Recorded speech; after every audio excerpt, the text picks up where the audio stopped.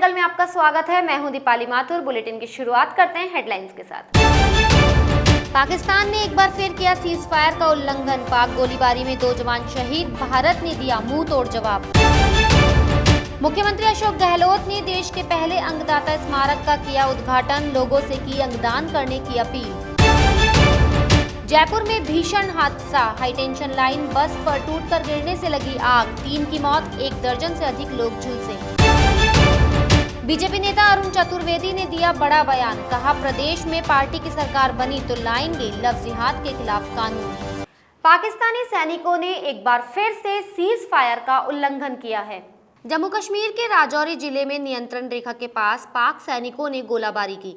भारतीय सैनिकों ने पाकिस्तान की इस हरकत का मुंह तोड़ जवाब दिया।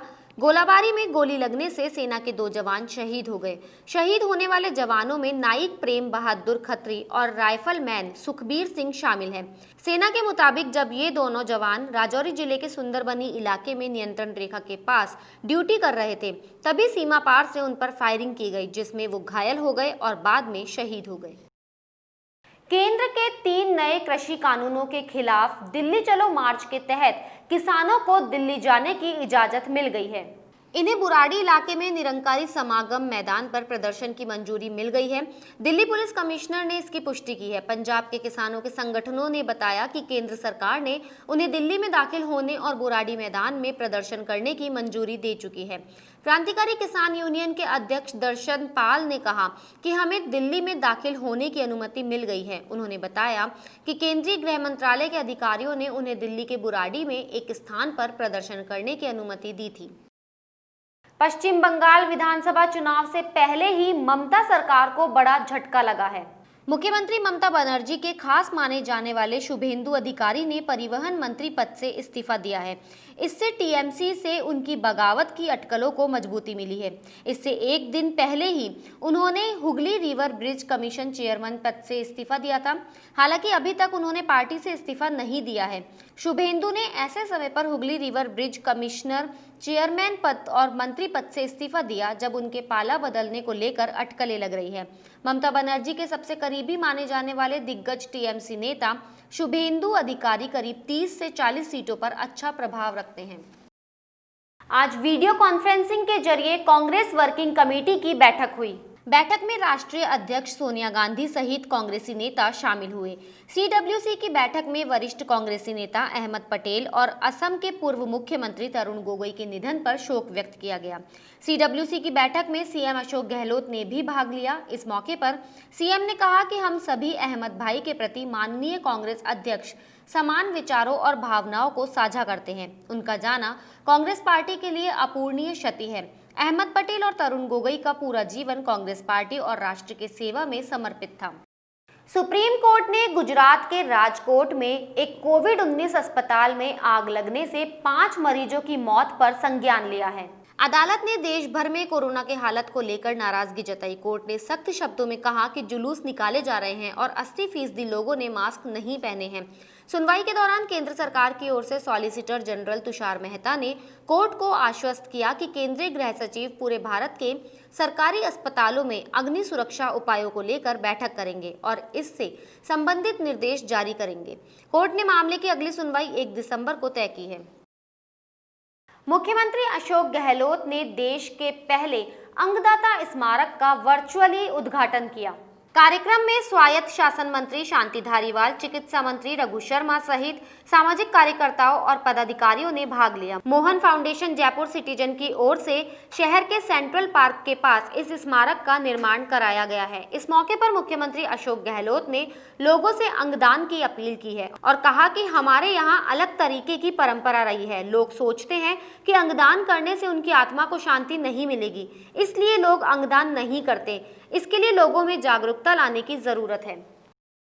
राज्यपाल कलराज मिश्र ने कोटा विश्वविद्यालय के नवीन निर्माण कार्यों का ऑनलाइन लोकार्पण किया। इस मौके पर उन्होंने कहा कि पुस्तकें बौद्धिक ही नहीं, नए ज्ञान प्राप्ति के लिए भी प्रेरित करती है। राज्यपाल ने कहा कि पुस्तकें अध्ययन से हमारी विचार प्रक्रिया को गति मिलती है। राज्यपाल कलराज मिश्र ने हाड़ौती क्षेत्र में कोटा विश्वविद्यालय को प्रमुख अध्ययन केंद्र बताया। उन्होंने कहा कि अपने स्थापना वर्ष से ही अपने सीमित साधनों एवं निष्ठावान सदस्यों के सहयोग से ये निरंतर उन्नति की ओर अग्रसर है। उन्होंने विश्वविद्यालय को NIRF में 78वीं रैंक तथा नेक द्वारा B ग्रेडिंग प्राप्त करने की भी सराहना की। कि पुस्तक के अध्ययन करने के पश्चात जैसी भी पुस्तक होती है, अध्ययन करते समय ही नए प्रकार के विचार भी उससे पुष्पित और पल्लवित होते हैं, एक नई दिशा प्राप्त होती है। पुस्तक अध्ययन का केवल काम पढ़ना ही नहीं होता है।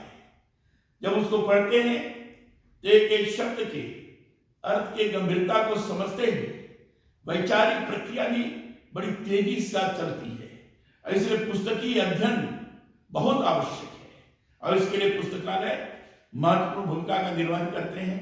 पुस्तकालय इसके लिए एक केंद्र बिंदु है और इसलिए चाहे विश्वविद्यालय हो, चाहे महाविद्यालय हो, चाहे ऐसे स्थल हो जहां लोग जाकर कुछ अध्ययन कर सकते हैं। देश भर में लव जिहाद के खिलाफ कानून को लेकर सियासी बयानबाजी जारी है। पूर्व प्रदेश अध्यक्ष डॉक्टर अरुण चतुर्वेदी ने कहा कि प्रदेश में भाजपा की सरकार बनी तो राजस्थान में लव जिहाद के खिलाफ कानून बनाएगी। भाजपा मुख्यालय में पत्रकारों से बातचीत के दौरान डॉक्टर अरुण चतुर्वेदी ने यह भी कहा कि राजस्थान की कांग्रेस सरकार पूरी तरह से सांप्रदायिक एजेंडों के ऊपर चल रही है।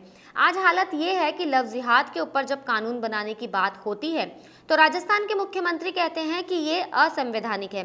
चतुर्वेदी ने कहा कि मुख्यमंत्री अशोक गहलोत प्रदेश की राजनीति को सांप्रदायिकता की तरफ मोड़ना चाहते हैं।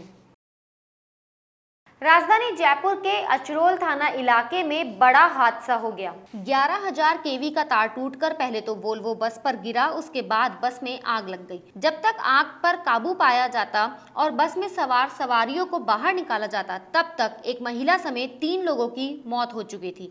बस में सवार 1 दर्जन से भी ज्यादा सवारियों को झुलसने के कारण दिल्ली रोड स्थित निम्स अस्पताल में भर्ती कराया गया। कुछ की हालत गंभीर बनी हुई है। हादसा करीब 11:30 बजे हुआ। प्रत्यक्षदर्शियों ने बताया कि रोड पर कम जगह होने के कारण बस चालक ने बस को बैक लिया। बैक लेते समय बस कच्ची सड़क पर उतर गई। बस चालक उस पर काबू कर पाता इससे पहले ही बस पीछे से बिजली के पोल पर टकरा गई। टकराते ही बस के ऊपर 11 केवी का तार टूटकर गिर गया और देखते ही देखते बस में आग लग गई। बस में आग लगने के बाद चीख पुकार मच गई।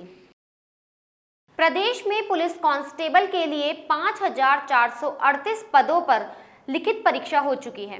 परीक्षा के सफल आयोजन के बाद विभाग ने ऑनलाइन आपत्तियां मांगी गई थी। किसी अभ्यर्थी को किसी तरह की परेशानी नहीं हो, इस कारण आपत्तियों का समय 3 बार बढ़ाया गया।